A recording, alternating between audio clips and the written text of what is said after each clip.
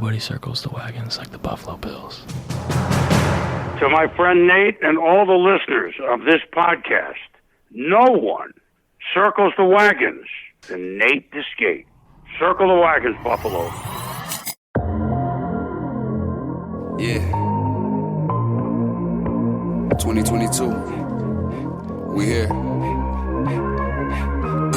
Hey, let's go, Buffalo, Buffalo, Buffalo Bills.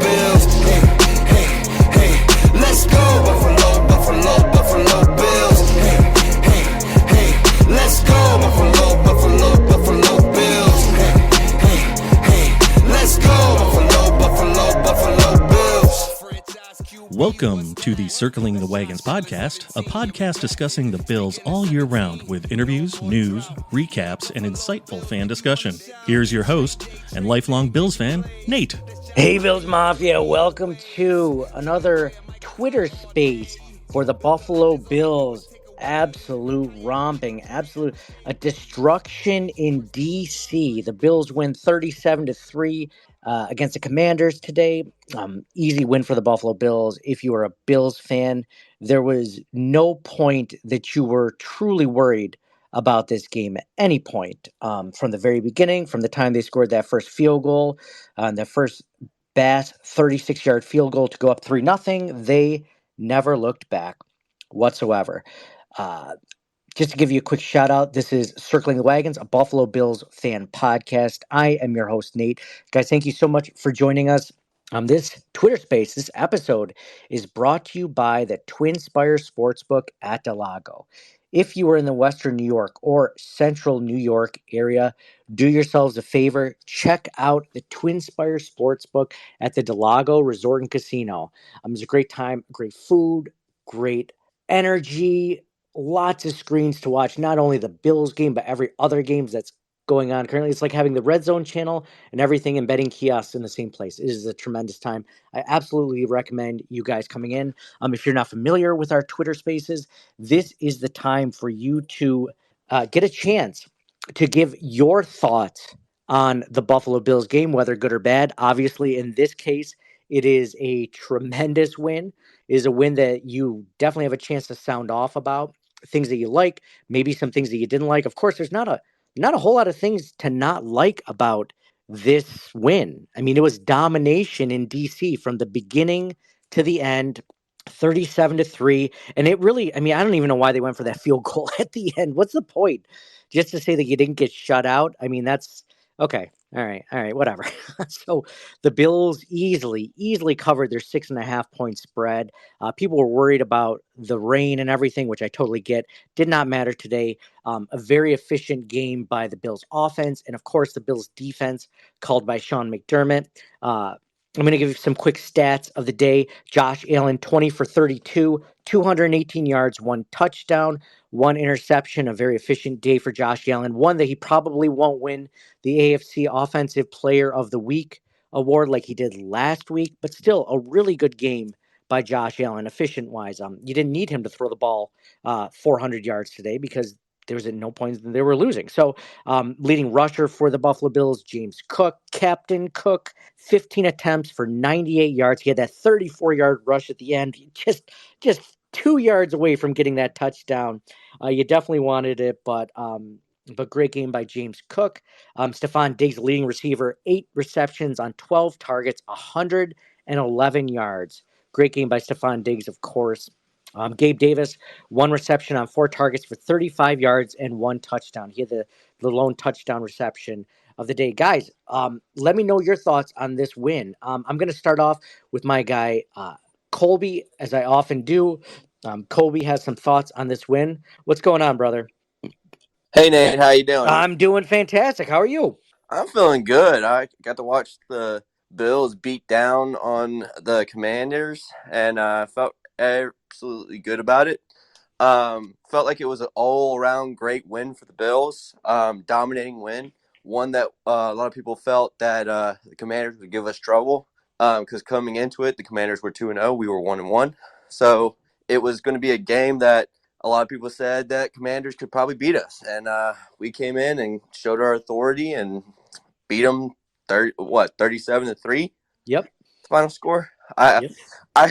Once it went up, once we got the interception return for a touchdown, I kind of just, I was watching other games, so I kind of knew we were going to win after that. Yeah. But overall, great win. I thought the defense played spectacular, forcing 4 interceptions from Howell, and then the interception return for a touchdown by Espinosa. He's insane. The Bills defense played incredible. Josh Allen played well, I would say. I was curious. I didn't see him throw the interception. What was it? Was it a kind of stupid play, or was it something that he was just kind of saying, I'm just going to throw it? Yeah, it was I want to say it was a 3rd and 10 or something like that. And he ended up throwing it to it was only single coverage, I believe. So it wasn't a dumb pass. It was to Gabriel Davis up the sidelines. And it ended up being down at the Commanders' 11-yard line. So yeah, kind of a long, almost like a punt, right? Yeah. So it wasn't that detrimental. So it wasn't great, but it could have been so much worse. Yeah. He had a great game in fantasy. But the interception didn't hurt him at all in his fantasy points. But I was just curious on how that happened. I didn't see it. So, but overall, great win for the Bills, man. I forget who do we have next on the schedule? We have the Dolphins in Buffalo on the schedule. The Dolphins, who are, at least last time I checked, they were beating the Broncos 56-10. It's like 63 to 17. Oh wow. Yeah. Okay. So I don't know. I really think the Bills match up good with the Dolphins, though. So, interesting stat. You mentioned the Bills' defense doing well. The Bills' defense had 9 sacks today.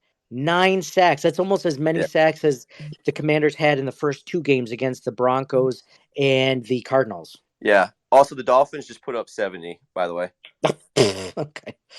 Okay. Yeah. So, I feel like the Bills can take the Dolphins down just like we did with the Commanders. Probably would be a closer game, but, hey, if Tua wants to throw interceptions, then the Bills capitalize on them like they did today.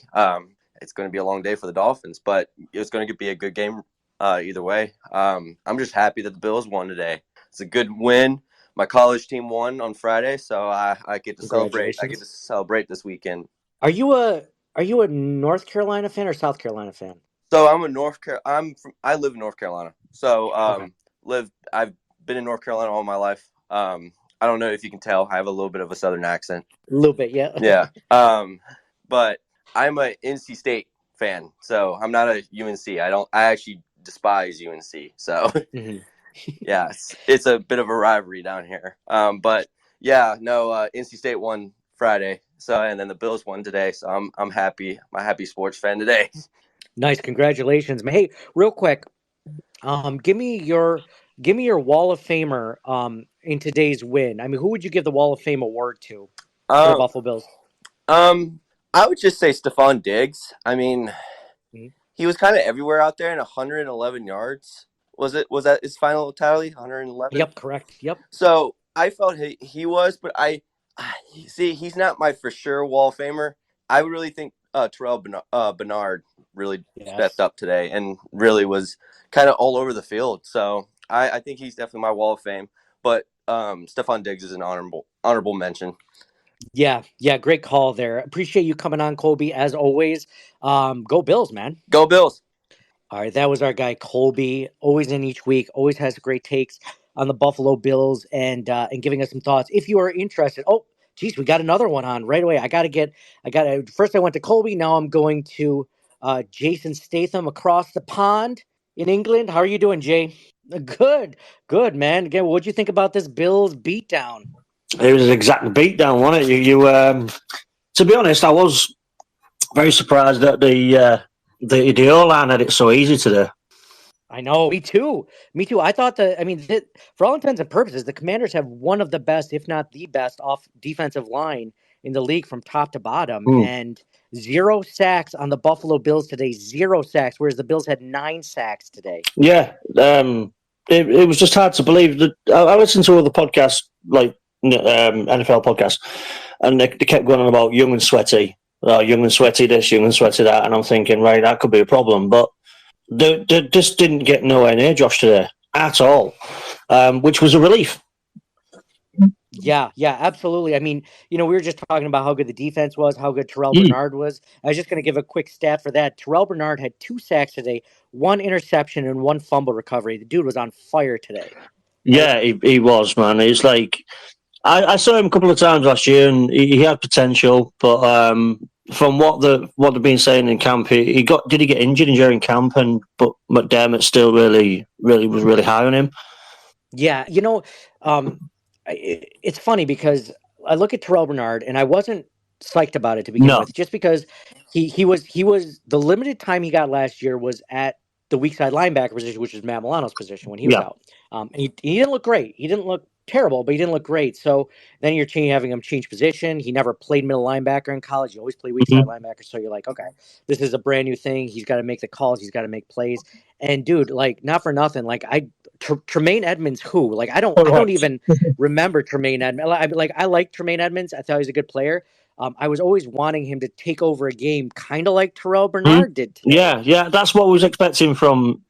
I think with Edmonds, he was more of he wasn't a dominating linebacker. He was a very safe linebacker. He didn't make a lot of mistakes. He coverage quite well. But with Bernard, he seems to just have lots more energy. He just seems to be everywhere, which is good. Absolutely. Absolutely. He's got coverage down just like Tremaine did. He doesn't have as big of a wingspan. He's not as big of a player. But I mean, Tremaine Edmonds, for people always say how big of a player he was, and he was big. Don't get me wrong, 6'4", 250 pounds. He had a huge wingspan, but the wingspan is really the only thing that helped him because he didn't get off blocks any better by being such a big guy. No, like I said, he still got lost in the shuffle. Yeah, exactly. With the size, like you say, you look at a guy, a middle linebacker, and you think he's gonna. I don't want to come up against him. He's such an imposing figure, but he doesn't really use that size to his advantage at all. Exactly. But with, like you say, and what's the point in having him? Yeah, exactly. But with this D, can I just mention one thing? Absolutely. One thing I was quite sort of unsure about this season was when Leslie Frazier sort of stepped down and McDermott was taking over the calls. I didn't know which way our defence was going to go. But it's shown over the last 2 weeks how they all seem to play for McDermott anyway. Absolutely. Enough doesn't get said about that. I'm glad you brought that up, Jason. Enough doesn't get said about McDermott's led defense. Yeah. The first game, not so great. The Jets had 22 points, but since then, the Raiders 10 points last week, the Commanders 3 points this week. You're talking about a combined 35 points of total offense in 3 games. That's less than 12 points a game. Like, that's a great defense. Yeah, definitely. Interesting stat was McDermott's 100th game today. Oh, no kidding. I didn't know that. Yeah, it was his 100th game, and I believe they said on the commentary that he's won 64 games out of the 100. Wow. So, props to that man. Dude, we're so, I want to say spoiled because we went through so many terrible years. Yeah. But, like, we forget how good Sean McDermott is as a coach sometimes because we see it week in and week out. Like Ron Rivera has been a good coach in his time, in general in the NFL. Just like Josh Allen. Like I've been, since we've been doing Thursday preview podcasts, and we release them like Thursday night around midnight, right? So I've been doing a lot more research into the teams that we're playing. So I'm watching the games that they play, and you watch Sam Howell, you watch Jimmy Garoppolo, you watch those guys, and like they're just not fun to watch. They are not. No. Josh is just another level. Even if he doesn't play amazing, like it's just so much more of exciting of a game week in and week out because Josh is who he is. And then the same thing with McDermott. Like what a great defense he's run to this point, and how exciting. I mean, they had a pick six attained. Yep. They had 9 sacks, like I mentioned earlier, a few fumbles. Like, geez, it's an exciting. There was just at it today from the first bell. There was just at it. I mean, James Cook had a fantastic game again. I've been really impressed with him this season. And the running back room in general with I forget the names now. The other 2 guys, Latavius Murray and Damian Harris. Yeah, they seem to bring a lot more experience that we never really had before. Yeah, Latavius Murray had 5 carries for 15 yards, 1 touchdown. Damian Harris, same thing, 5 carries for 15 yards. It's nice that they have such a good complement between the 3, I should say. Yeah, definitely. I love this running back room for the first time in a few years. This just seems like a complete room. Yeah, exactly. Yeah, I mean, like I said in the past, we've had McCoy, and Singletary at times had these moments, but we never really had that complementary of guys who sort of complement each other in a way, which is good. Yeah, and you need it in the game. You need it in the NFL. You need a running game. Absolutely, you do. Appreciate you coming on, Jason. Anything else you wanna end with before we get on to the next? Just to let you know, the Dolphins have scored 70 points. And the Broncos still put 20-something points on them. So I'm looking forward to next week. Yeah. I mean, I'm not worried about the 70 points. I mean, that's a lot of points. But I mean, they won't do that against the Bills. No. They won't put up 70 points against the Bills, so I'm not worried. It'll be a high-scoring game. I bet you the over-under on that game will be like 58 or something. Yeah. I'd say 48-50, roughly around about. It won't be a high-scoring game at all. You don't think so next week? Oh, wow. No, I think it'll be a close one. It'll be close. I think it'll be very tense. Yeah, I think it'll be very tense. And Tua won't have his way next week, so. Yeah. Good call on that one, Jason. Thank you so much for coming on, man. Go Bills. All right, that was our friend Jason from across the pond. Thank you so much. It's funny, real quick, before I get to Dave from across the pond. It's interesting. The Dolphins coming into town. We were just talking about that being a close game, probably a stressful game. This game was not stressful whatsoever. I mean, I had family over, and we were laughing, we were telling stories, we were joking. Like, there was no point where we were tense. Like, there were some crazy plays during the game, but nothing where you were just, biting your lip, wondering what was going to happen. Like, I like these games. Not going to lie. After 20 years of not getting games like this, I'm ready to enjoy these games where you just completely blow out a team where you probably should blow out. So that was good to see that. Next, we have on the list Dave from across the pond. Sacks at Dave. Dave, what's going on, man? That bottom left-hand corner is you turn your mic Sorry, on. yeah, it's been a while, fella. It's been a while. We finally remember what to do. No worries. What's going on? Oh, yeah, sorry I've missed you the last couple of weeks, fella. It's been a rough start to the season for me. This is the first game I've actually had to watch all the way through. So, made up that it was a good choice. Yeah, I had to follow the legend that is Jay Statham. So you know what I mean. It's got to chat in after him. So yeah, how are you, fella? Happy Victory Sunday. Go Bills.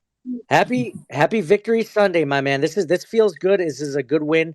It was, like I was just saying, not stressful whatsoever. Just an enjoyable game. Yeah, it was. From beginning even when it was close, it didn't feel close, and that's the beauty of it. And let's carry on for a bit of what Jay said. This Leslie, who was that guy that we had last year on defense? Like the pressure and everything else that Dermot's created on this defense. It's like, gee, it's like we've got a whole new lease of life out there. Like AJ Epinesa with a pick six. Geez, AJ crying out loud. So I saw the Tane comment. I had to laugh at that. Thanks very much. But yeah, what kind of podcast would we be if we didn't bring our 7th grade humor? I'd have to go. To the episode, I would have been disappointed Twitter. had you not. Let's be honest. So had you not done it, I probably would have. So yeah. And you would have, and I would have retweeted it is what would have happened. Yeah. So no, it was nice. For those of you that don't know, every time the Bills score a pick six, I say it's a taint, it's a touchdown after interception. But if you've ever listened to our post-game show, I mean, we love a good taint. There's nothing better than a good taint while you're watching TV. You see one, you can just tell when it's a good one. There's just there's no better feeling than a good-looking taint. This one was AJ Epinesa's taint. Yeah, to be honest. of all people, like AJ making an in-season appearance. How unusual is that for AJ? I know, it was great. It was great, especially considering he got any snaps at all with Leonard Floyd having 2 sacks today. Oh, that defensive line. I mean, we've got Von to come back yet. That defensive line is just unbelievable at the minute. So, and it's finally playing. This is Dave. Sorry to cut you off. No, fine, go. This is the defensive line that we've been waiting for about 3 or 4 years. With all these draft picks, all this capital spent on it, it is finally acting the way that we would hope it would. That's exactly what I thought. Partway through this game, I'm like, this is what I've been looking to see the last 3 seasons, and it's just not appeared. And finally, it seems to be coming. Well, it's only early days yet, but obviously week 1's always a liar, so I don't count week 1. So that's why I was like, yeah, let's not stress about week 1. But yeah. So obviously next week's a big test, but they're coming. At least makes a change that we're not going to Miami in this time of year. So see what they're like in Buffalo. Not for nothing. I'm kind of happy about that. Yeah. All things considered, we just need. I mean, there's so many things that went against the Bills, improperly last season when they were in Miami, that we just don't need any more of those. You know what I mean? Yeah, I mean, again, last season got off such a great start. You always worry when you get off to a great start. You want to be hitting your stride November, December. Yep. I know the defense have got us to a great start now, but they've got Von to come back. The scary thing is things can only get better. Bernard is just like, everybody was worried about middle linebacker this offseason, but Bernard, like today, was just obviously he's got to be AFC Defensive Player of the Week. Got to be. So that is something, because we were just hoping that he would be like a decent fill-in for Tremaine Edmonds, not expecting him to be Tremaine Edmonds level play, but just like, hey, 70-80% of him, man, like that's good enough, right? Like that's okay. And I hate to say it, man, like he's playing up to his level already. Yeah, this is only his like third start, right? I wasn't a Tremaine hater like some people were. Like, I thought he was, he did a good job. And like you said earlier on, he was a big fella, and he made things happen because of his size. But like, nothing like what Bernard did today, unless I've missed something. I know I haven't got the best memory in the world, but I can't remember him having a game like that. No, Tremaine. That's the thing. Is like, what do we have him for 5-6 years? I think we got him on the franchise tag or something. 6 years, right? Yeah. Like we were hoping for him to be so good that he would take over games, right? Like, yeah, that's what you want. That's what you want. And we never really got it more than maybe one game or so in 6 seasons. Like, that's not enough. Yeah, that's not enough to pay a guy $18 million a year. No, hell no. For the money you wanted, we've definitely got an upgrade for Bernard there. Second year. So, this is friggin' hell. Happy days. And can I also, I know we talked all about the defense, but I want to shout out to the scheming on the offensive line. Like, after that week 1, it was like, oh my God, we're going to get wrecked coming into this. Whatever they've fed them this week or whatever they've been doing, holy cow, keep that up for the rest of the season. Like, I was concerned about the O-line at the start of the year. That the last 2 weeks, they have been, whether it's scheming, whether it's just them stepping up. I'm not that good at my in-depth football knowledge, but they've just been unbelievable. Yeah, definitely. The way that they've looked so far this season has been tremendous. Absolutely. Dave, thank you so much for coming on. Are you going to be there in London for the game? Hell yes. So yeah, I'll put a shout out on Twitter in a couple of weeks or next week, see what everybody's doing, and I'll be getting wrecked, and you'll find me drunk in a corner somewhere. But I'll be with you guys all the way. All right. Are you coming over? Are you coming over, Nate? No, I can't. It's just logistically, it's tough, but I would love to. I would love to come sometime. It's just tough this year, but we've been thinking about it, man. Are you coming up again this year for an actual U.S. game? I doubt I'll get over for a US game, obviously with the trip to London, but I'm definitely going to make it a yearly thing now. Awesome. So definitely. Awesome. So next season we'll hook up. We'll hook up next season, man. Yeah. All right, buddy. All the best. All right. Thanks very much. Cheers for having me. Go Bills. All right. Cheers. Thank you so much to Dave for coming on and giving so many thoughts. Dude, he crushed it. A lot of things to like about this game. I mentioned 9 sacks on the defensive side of the ball. Terrell Bernard, amazing game we just mentioned. Tre'Davious Whitehead, the interception. Ed Oliver, 1.5 sacks today. We just mentioned how I always wanted Tremaine Edmonds to have a takeover game. I wanted that from Ed Oliver, or not a takeover game, but he would basically be able to dominate or affect the game that much. And Ed Oliver's doing it this season too. Everyone's hitting their stride as they should so far on defense. It's just great to be. Greg Rousseau had a sack. We mentioned earlier, Leonard Floyd had 2 sacks. A.J. Epinesa had the sack and the pick 6. Micah Hyde had an interception. Just a great game by the Bills offense and defense. I just want to remind you guys that this Twitter space, this episode is brought to you by the TwinSpires Sportsbook at Del Lago. If you are in the Western New York or Central New York area, do yourselves a favor, head on down Route 90, get off at exit 41 at the Del Lago Resort and Casino. And it's right in Waterloo. It's right there, right off the thruway. Get off there, have a good time. It is a tremendous time. We're going to go there in about a month or so to check out the area, check out the new stuff that they've added because, it's just an experience, man. It's just a fun time. Thank you guys so much for listening. Be sure to check out this podcast on our own podcast network, on the Circling the Wagons official podcast network, where we do some of these other episodes and give you a little bit more content over here. So for me, Nate, go Bills. Thank you guys all for listening. Thank you guys for being a part of the Twitter space. And we'll talk to you guys later for the recap episode with my co-hosts, John and Mike. Buffalo, Buffalo, Buffalo, it's the mafia. Josh Allen, Steph Diggs, Don Brown, who's stopping us? Trey Edmonds, Ed Oliver, Jordan Phillips, who blocking us? No one. Thank you for listening to the Circling the Wagons podcast. Download and subscribe to us in your favorite podcast service. Email us at ctwpod@gmail.com. That's Charlie Tango Whiskey Pod @gmail.com. Follow us on Facebook and Twitter at CTWPod. And most importantly, go Bills! Nobody circles the wagons like the Buffalo Bills. Nobody circles the wagons like the Buffalo Bills, Nate.